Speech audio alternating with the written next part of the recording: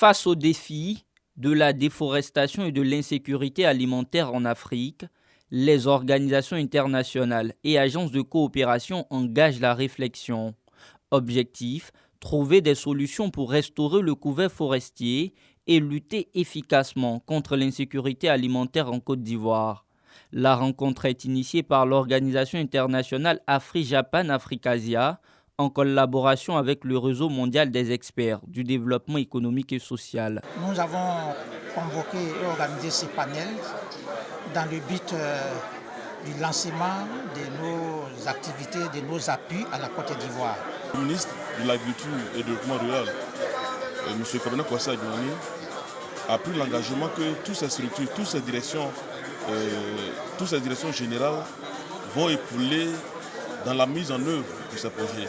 En Côte d'Ivoire, le couvert forestier est passé d'environ 16 millions d'hectares en 1960 à 2,97 millions d'hectares en 2021. Un projet est donc mis en place en vue de remonter la pente. Il s'agit d'un programme africain pour augmenter le nombre de la restauration du couvert forestier qui disparaît. Nous avons déjà engagé des études de faisabilité sur les aménagements paysagers pour restaurer au moins 20 000 hectares de forêt en Côte d'Ivoire.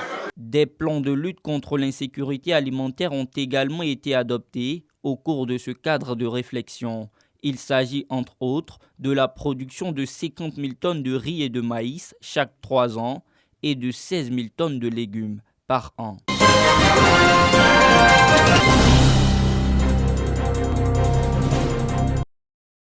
Contribution des sciences à la prévention et à la résolution des crises sécuritaires en Afrique.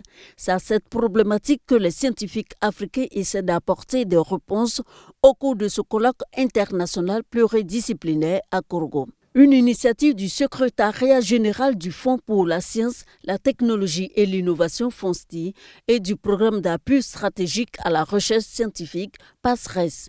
Ce colloque a pour objectif donc de fournir des solutions durables aux différentes crises qui impactent négativement notre continent. Alors, on pense aux crises sécuritaires. Ce colloque international pluridisciplinaire réunit plusieurs intelligences de 11 pays d'Afrique, d'Europe et d'Amérique.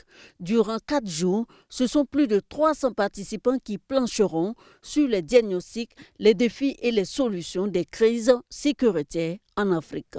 La sécurité que le citoyen africain attend et espère de l'État africain, ce n'est pas juste qu'une question de police et de protection de son intégrité physique. Il attend plus, c'est-à-dire l'aménagement d'un cadre socio-politique propice à son épanouissement psycho-économico-physique. Très souvent, quand vous payez les pays africains, il y a 2 éléments essentiels qui nous amènent dans les crises et les conflits. L'accès au pouvoir et l'accès à la richesse. International pluridisciplinaire s'articulera autour de 7 axes majeurs. Entre autres, crise sécuritaire et défense des États, crise des systèmes éducation-formation, sécurité sanitaire et protection sociale, sécurité alimentaire et environnementale. Les conclusions seront connues le 1er décembre 2023.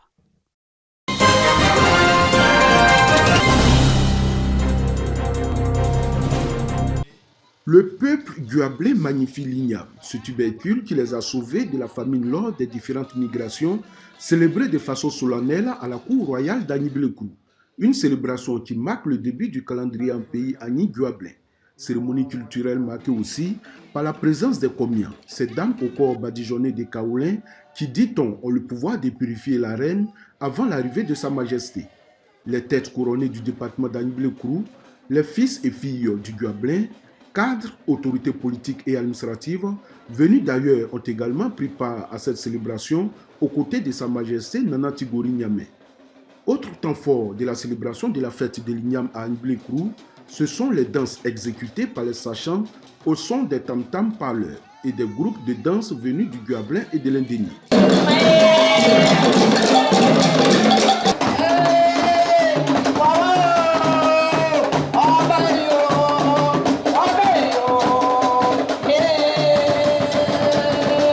Dans Dans son message à ses administrés, Sa Majesté Nana Tigori Niamé, roi du Guablin, a invité son peuple à la modération à tout point de vue.